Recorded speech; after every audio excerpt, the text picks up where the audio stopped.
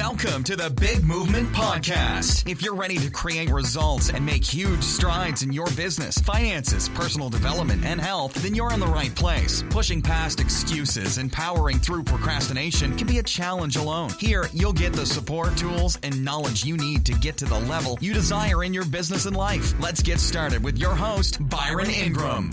And welcome to another episode of the Big Movement Podcast. Today we have Connie Curtis, who is a gluten and allergy specialist. So we're going to explore a little bit about this topic here because there's more and more people today who are finding out that they have sensitivities to gluten and then other issues with food that can be causing other issues in their health and they don't even realize it. So let's dive in. So let's give a warm welcome to Connie Curtis. So welcome, Connie. Thank you. Thanks for having me on. Oh, sure, definitely. So tell us a little bit about yourself because it's not every day that you come across someone who's specialized in gluten and allergies. That's very true. My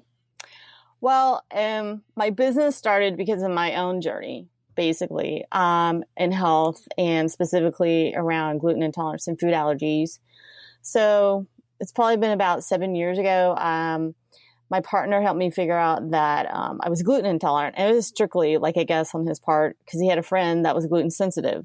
And, it was all still relatively new, a new conversation, right, out in health and around food. And one weekend I got really sick after a weekend. We ate pasta, pizza, and then I had crab cakes the next day at work. So all these things, that were breaded.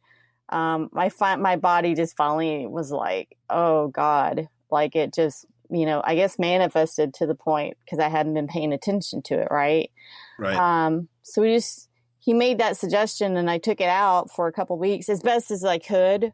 Cause I've come to learn a lot more now that gluten is hidden in a lot of ways that we don't know.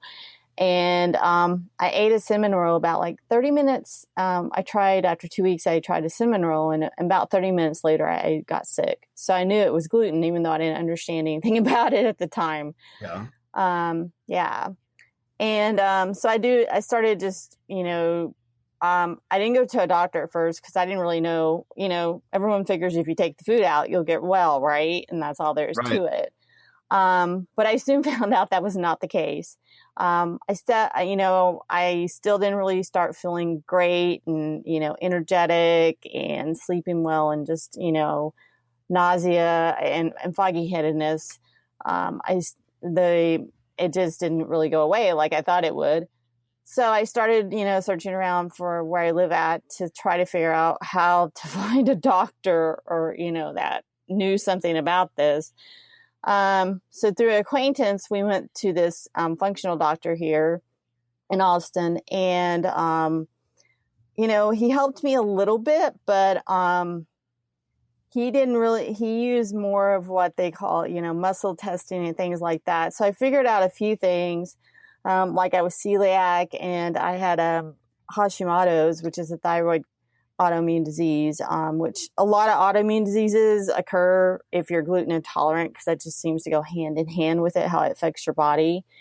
And I was taking some herbal medicines and stuff he had, but I started going backwards after about 6 months, feeling like I did before when I was eating gluten, and I knew that just wasn't right. And I'm not the type of person too, I didn't want to just sit around and be sick the rest of my life. Wasn't how I really wanted it to go. So I started doing a lot of research on the internet and just, I don't know, I spent all my time on the internet basically. And just, started trying to piece stuff together about how I could get better and just find out more about gluten intolerance and food allergies. Cause I also found out I had some other food allergies like corn and milk. So, that was just sort of the tip of iceberg for me. And I came across a blog from a functional doctor, suggesting some questions that you could ask your doctor if things were not really progressing how you wanted to. So I went to my functional doctor next time and asked for a food allergy test and some other things. And he was like, "Oh, Connie, we just really don't need to test you." And I was like, I'm going to go find someone else. Wow. Yeah. So then I went to more, I kept in the functional realm of world, but like they don't even understand it sometimes. So you really have to find someone that specializes in that area. And that's one thing I really emphasize with people, because I went to a naturopath here and she helped me figure out a few more things, but I still wasn't getting healthy, like feeling better and less foggy headedness and just, a lot of the symptoms that come along with gluten. So, after I went to her, I was just like, this is not working. I'm not getting better. And, by that time I had other things, like I had chronic fatigue, basically, which I went to bed tired at night and woke up tired. And I was more foggy. I was foggy headed to the point I was basically a zombie. Like I have no idea how I really got stuff done, even day-to-day stuff done. So, Right. yeah. So it was really interesting for me and my partner, because it did cause a lot of friction, right? But we learned a lot of things. So finally I went back to this functional doctor's blog I found that suggested the testing in the first place. And I called him because he really seemed like he specialized in that area. And I knew so much about it at this point, like just, hidden sources and just knowledge around it. But I needed somebody that knew the medical part of it, right? That was getting out of the box and like could do that side of it for me, because I'm not medical. So Right. I found him. So finally, with his knowledge, like he specializes in gluten intolerance and food allergies. That's his niche in the functional doctor world, and he's in Sugarland. So with his knowledge, around the medical side of it and protocols, and then just me, like I had learned all this stuff around gluten intolerance, hidden sources, like everything in the book you think you learn online, like I learned around it in food allergies. So like, finally when I found him, like we both put it together and, I started getting healthy again, because I found out I had leaky gut, which I didn't even know that existed, because my other doctors never even said anything about that. Right. So, and leaky gut, just for your audience, is like when your small intestine starts getting holes in it, so things can leak outside of it, which is not a good thing when it comes to your body. Yeah. And it happens in brain too. There's even leaky brain. And I think I had that at some point. So, finally I found him, and with all of it, I put these steps, like he had the medical side, but even though he's really great, like he didn't really, they can't handhold you and like help you from like your personal side, right? And really just, I don't know, take you step by step, right? You have to figure out a lot of stuff on your own. So, I figured after like me doing all this research, and I spent all this time and money on functional doctors, and I only went to 3 doctors, and stats say it takes like way more than that for people to figure out they're gluten intolerant or celiac or anything. It's usually, it can take up to 10 years and like, 8 or 9 doctors. And then people are still going to the doctor I went to, because they're just at the point, they've gone to 8 specialists and they can't help them. Right. And they go to him, and he finally, runs the specific food allergy test and things like that, and helps them get well, like he did me. So I just took all my knowledge and, I figured, God, because it was a really struggle at the time, right? And a lot of people still think it's really easy that you take the food out, and plus there's a lot of myths around gluten and things out in the food world. Like everyone's been taught the traditional gluten-free diet, but most people don't realize that research shows that all grains have gluten in it. So if you're gluten intolerant and still eating rice, corn, millet, even any of this stuff, you're still causing inflammation. And this is why people keep getting sick after they've taken out gluten and start having, like, thyroid's a really common problem you see showing up. I see it showing up a lot. And diabetes is linked to gluten. Almost any autoimmune disease is linked back to gluten, but, the Western world looks differently than the functional world, right? So, and then you have the food industry, which is making billions of dollars off of the gluten-free diet. So, yeah, it's really confusing for people, and a lot of people get very confused and overwhelmed with it. And I can totally relate, because I started on the same path with them. I did the traditional gluten-free diet. I didn't get better. I didn't know what was going on. And then I started just doing more research. So I became known as a gluten girl in my circles, right? So my partner was like, won't you start a business so you can help other people? Because you have all this knowledge and like you can help them save time and money and getting their health back. So I'm very passionate about it. Oh, I can definitely tell that. Now, you mentioned something. Well, there's several things you mentioned, which I think are important for people to know more about. Okay. The one with the traditional gluten-free diet that people think, well, they're just eliminating breads from their diet, but that gluten is in so many other things. What are some of the other things that people are consuming that they might not be aware gluten is actually in? Well, one of the things you just brought up really great was the traditional gluten-free diet, which tells people that wheat, barley, and rye are the only culprits, right, that have gluten in it, which is very misleading. Like research shows that all grains have gluten, and it's a little bit different. I mean, it's different each grain, but they all have it, so they all cause inflammation. And a lot of people do think it's just breads, but there's pretty much gluten in everything. I mean, like one of the biggest, I want to say, myths and misconceptions people have is like, your box gluten-free products, right? That we all go for as soon as we take gluten out. I did, they contain rice and corn, which are gluten, but most people don't realize that because they've been taught the traditional gluten-free diet. And even with that, like most products like soups, breading on chicken, pretty much anything you buy in the store has some form of gluten in it because, it's wheat, barley, rye, and then you add the other grains like corn, rice, millet, sorghum, which I mean, the list is just endless of all the grains we have going on in our food. And then which makes it more tricky is there's some ingredients that are used in gluten-free products that are even paleo products, right? Because grain-free is paleo-free. And a lot of people don't relate that to being completely gluten-free, but it basically is the same thing. So like xanthan gum, for example, it should be something that, hey, if you're eating completely gluten-free, it'd be okay with you. But the problem is your gut looks at xanthan gum just from like how it interacts with your body, which that's not my area, but research shows like your gut looks at it as same as gluten. So if you're eating xanthan gum, I mean, if you're gluten intolerant, sensitive, or anything in that realm, and you're eating xanthan gum, you're still causing inflammation. You're going to be getting sick, and it'll show up somehow. I don't know how because it's different for everyone, but the small little doses of gluten you get over time eventually add up to some kind of, I don't know, your body's going to tell you in a big way usually. So, and that's just one example. So yeah, there's a lot of misconceptions out there that keep people really sick.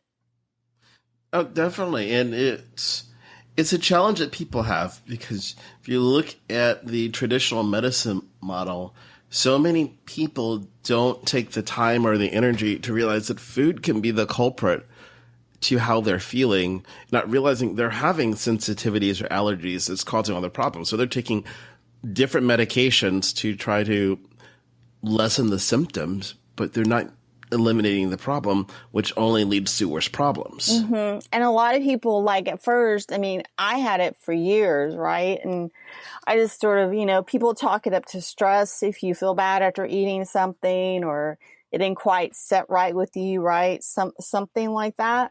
Because we've never been taught that the food could be making us sick. And, even good food good food is not good for everyone.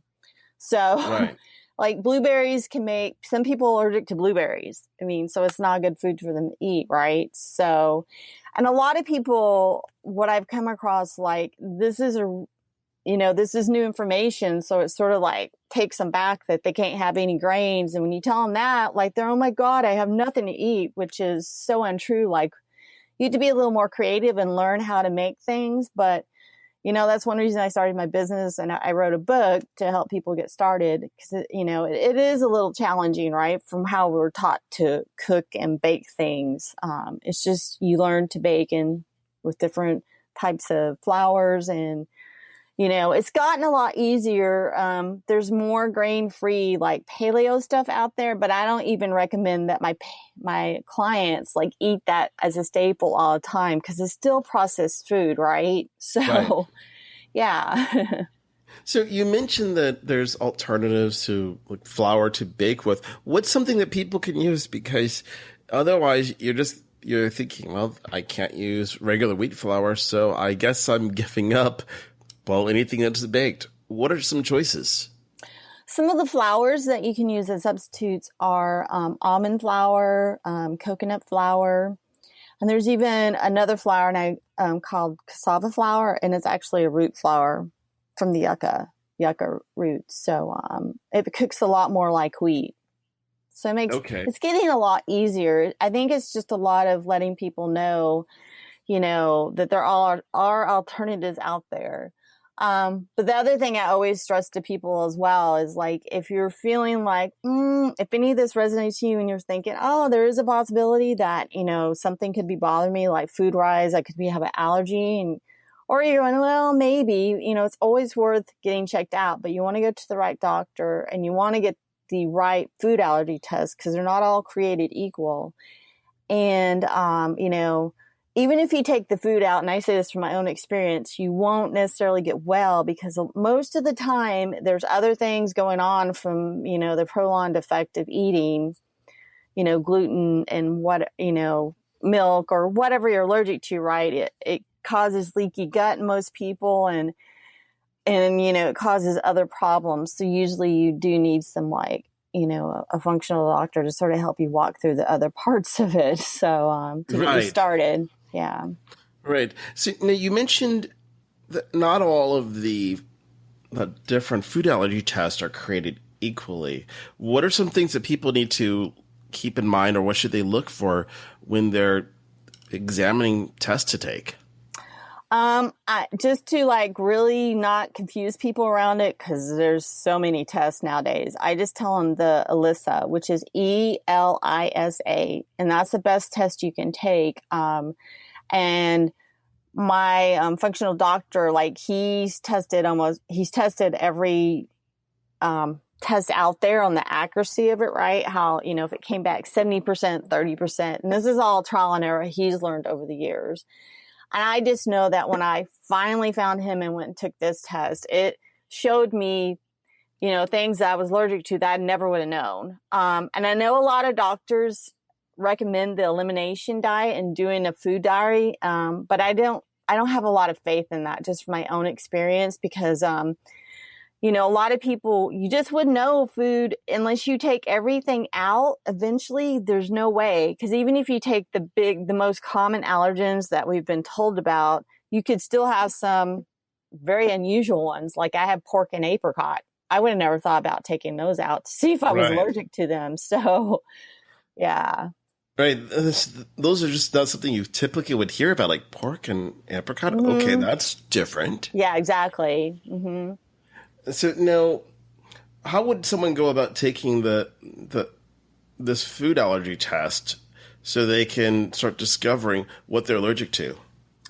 If you Google ELISA, I believe it'll give you locations that it's available through. You can also make requests from your, even if you're going to a Western doctor or a functional doctor. You can always make that request to them to use this specific food allergy test. And if they tell you no, you can always, I can send you a link to my doctor's website, because he has a listing of other doctors that they've learned about gluten and food allergies. So they're very knowledgeable like him around it. And they, would probably be able to give you this test. But, yeah. And that would be great, because it makes it easier when people can find a reliable source for it. Just as you had that experience when you went to the doctor, your initial one, and said, oh, don't worry about that. Versus you knew that this is something that was important to you. So you sought out someone who is going to understand what you needed. Right, exactly, from the medical side of it. Because that's definitely not I know a lot about it, but I'm not, medically qualified to like, do that side of it. So that's why I'm a coach. Yeah. Right. And people need that support along the way so they can be able to do the right stuff to make those lifestyle changes. Because if you've been doing one thing and you've been eating certain foods your whole life and suddenly someone says to you, oh, by the way, those are bad for you. You're going to have to cut those out. That's not necessarily the easiest thing to do. Exactly. And a lot of people that have just, they make comments to me through social media or email me. They've told me like, even through just reading my book, like they didn't realize that, they couldn't eat any grains. They've been eating the traditional gluten-free diet for like over a year and they never felt better.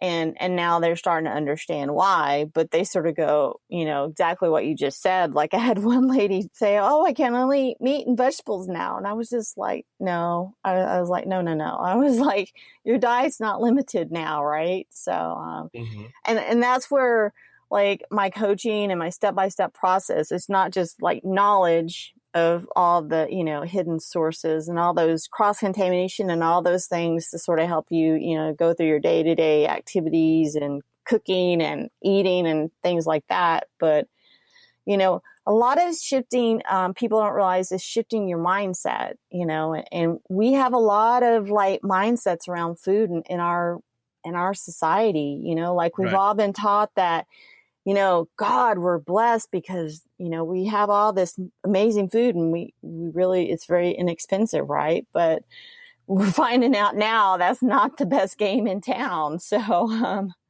yeah. Right. Oh, definitely. You look at how much food is processed and how many things have been modified over the years. So you might think that, oh, this is great. You have all these amazing choices, but what's the long-term harm that's been introduced into society because people are eating things that they were never meant to eat in the first place? And one of the things research is showing, like functional medicine is really on top. I wouldn't say, but they're really progressing with a lot of stuff around this, and it's showing that a lot of the GMO crops, specifically corn, does, like scientifically, they're starting to see that it does cause leaky gut. So if that, that means like we're all walking around with leaky guts, right? Which is not healthy.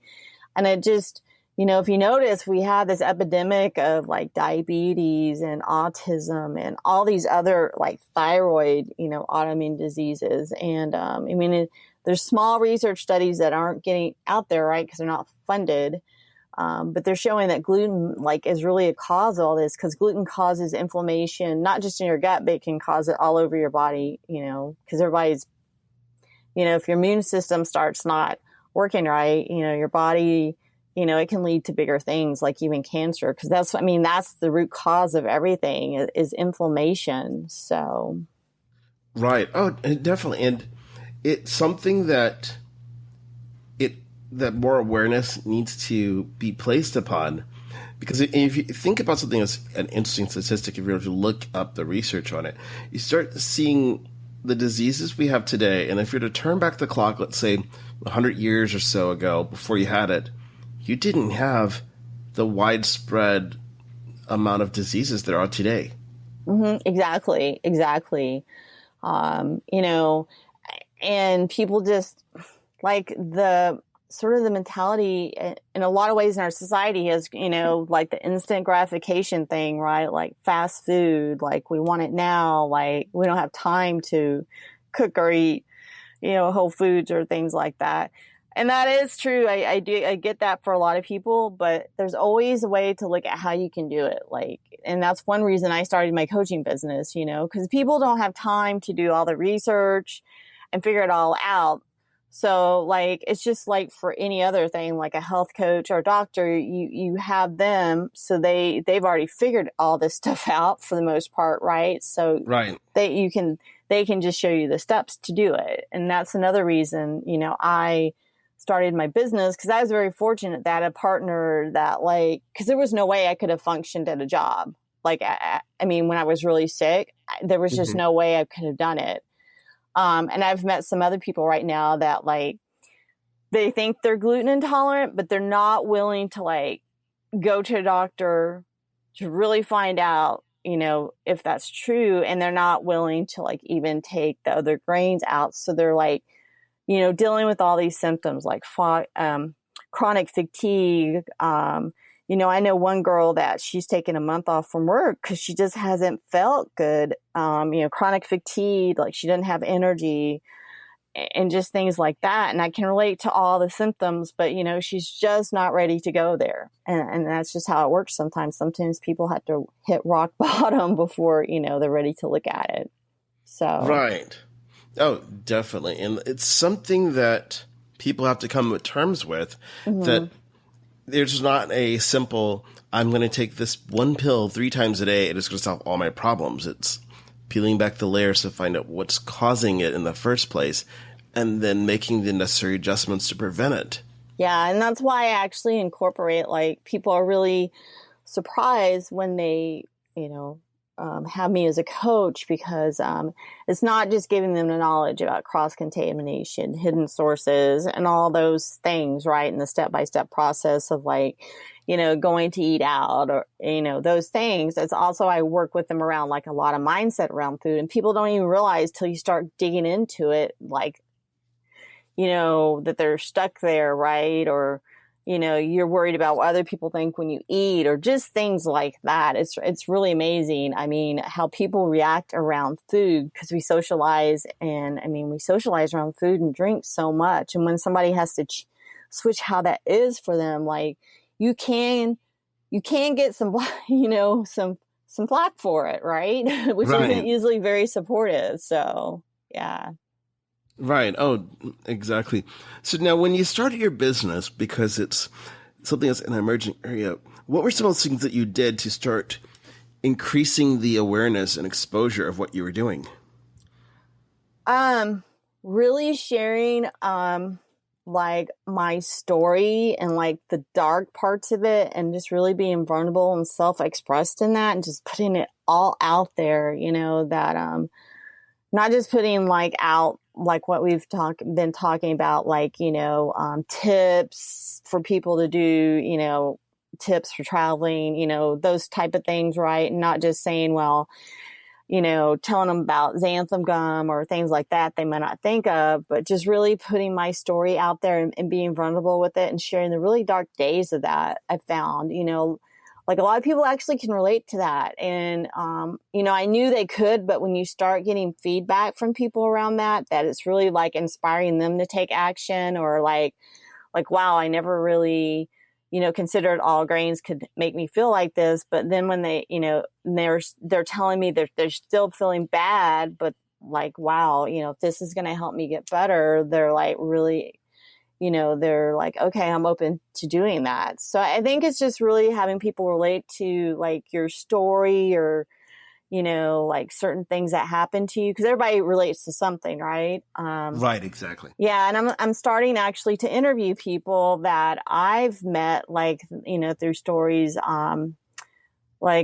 one incredible lady, like, I've met, she had 9 surgeries before she we have the same functional doctor, and like, she's just now starting her journey on getting healthy, but she kept going to, gastroenterologists like over and over again, and they just kept doing these surgeries, and obviously it didn't help, and they never looked at food. So, sharing my story, and I think also a really, really powerful thing is to share other people's stories that are dealing with the same thing as I have, but, their journey is different, because everyone's, journey is different. So I think both those things.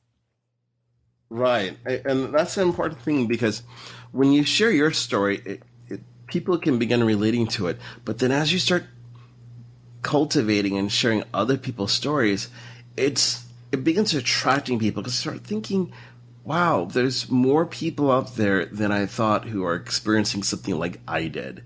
And it begins creating that community.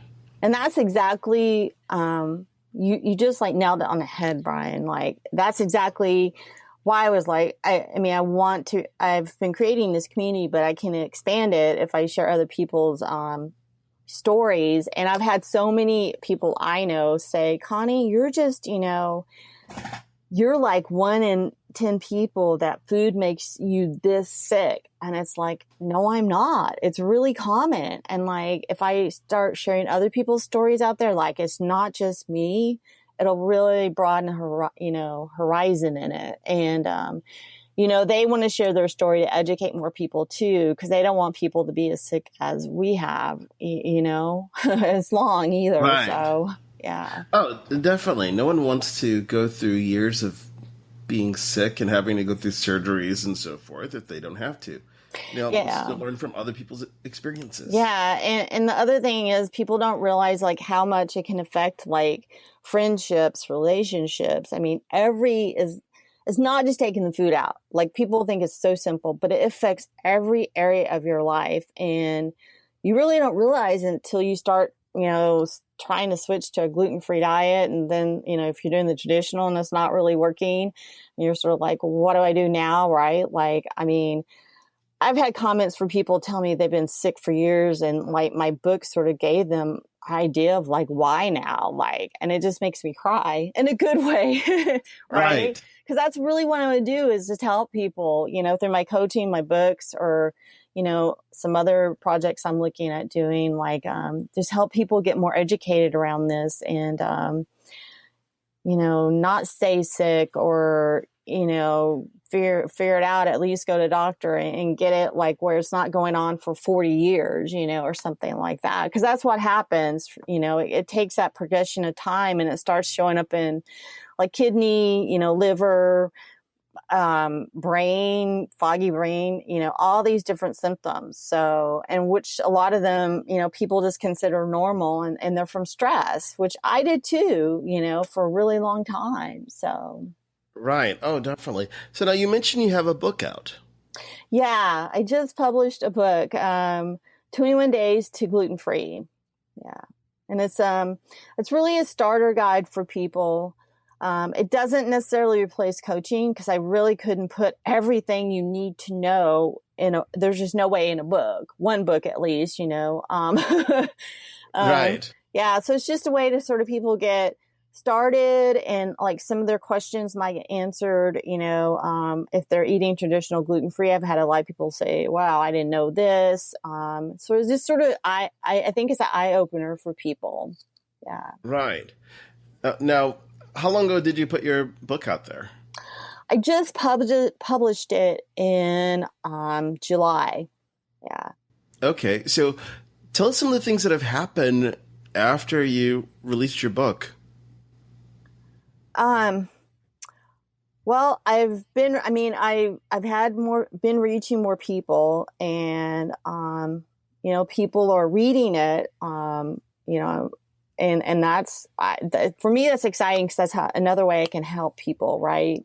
Right. It gives me another avenue to help people.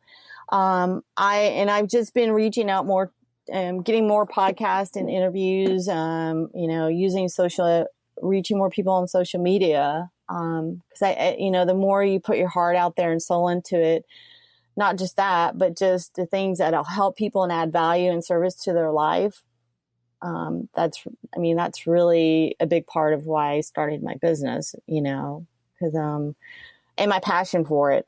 If no one speaks out, if you don't speak out for what you're passionate about to help others, who's going to do it? Right. Yeah. Right. Definitely. Because when you look at it, a book is a great way to position yourself. And then you're also going to get in front of people that you might not have been able to do any other way.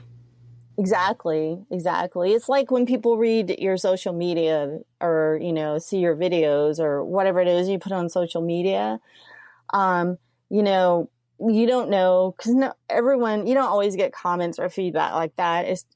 But you never know what effect that's going to have on a person or someone they know, right? It's always a ripple effect. And it's just like your podcast. Like, I love doing interviews because, I get to reach your audience, right? Which is people that may have never heard about this or anything around gluten, or they just know what they've heard about gluten intolerance and food allergies. Right, exactly. And it's the more people that can receive a message, the better. Mm-hmm. So now, besides the ELISA test, what are some of the things that people can do to start making changes in their their everyday diet so that way that they can be healthier? I would say one of the biggest things that people could do, and some of your, I'm sure some of your audience is just going to go, this is not for me. I hear it all the time, is start taking grains out of your diet. Like, contrary to what people will think, we were not designed to eat grains. Like, our body wasn't designed to eat them. And yes, we've been eating them since the 1800s, but that doesn't always mean that, it's the right thing for us to do just because we've been doing it, right? And especially with all the hybridization and GMOs that, like you were talking about earlier, like, if you can start alleviating grains, that's really, and I'm talking baby steps here. So, like, don't do it cold turkey. Like, you just do one at a time or something like that, because it's not just taking grains out of your diet. You're also taking sugar out of your diet. Grains are like contain some of the most sugar that you're eating in your diet. I mean, and look at all the problems we have with sugar. So it's really like killing two, things with one. Wheat has more sugar than white sugar. And that's really? Like from Wheat Belly and, Grain Brain. Like, if your audience really wants to get like the more technical side of it, right, from the medical side, those are two great books that really like can deliver on like, scientific things that have been shown with like grains and sugar together. I mean, because grains contain sugar. So it's like really two things in our diet that aren't really helping us. Right. Exactly. And that's really powerful to understand that you start eliminating some of these things from your diet. It changes everything. It does. So, now, how can people get a hold of you to learn more about your coaching and then the resources that you have to help people with their diets? They can reach me at my website, which is www.glutenandfoodallergyspecialist.com. And one of the best ways to reach me is actually, Facebook, my Facebook page, which is the same name, Gluten and Food Allergy Specialist. I have a messenger on there, and that's one of the best ways, or Instagram. Those are the two places I hang out. Okay, great. Well, I want to thank you for coming on today, because you've shared so much in terms of value about gluten and how it really impacts your life, and just make those little simple changes can have profound effects. Exactly. Mm-hmm. Yeah, small steps. That's what I always tell people. Don't try to do it all at once. I mean, it's taken me a period of time to get where I'm at. Right. Exactly. It takes a little bit of time. So definitely. So thank you once again for coming on today. Thank you for having me, Brian. Thanks for listening to the Big Movement Podcast today. And be sure to subscribe so you don't miss an episode. Now that you've surely been inspired to take your entrepreneurial career and business to the next level, you can stop by the website and get more. And if you're ready to boost your business brand, be sure to grab your free report, 7 Easy Steps to Build Your Brand Today.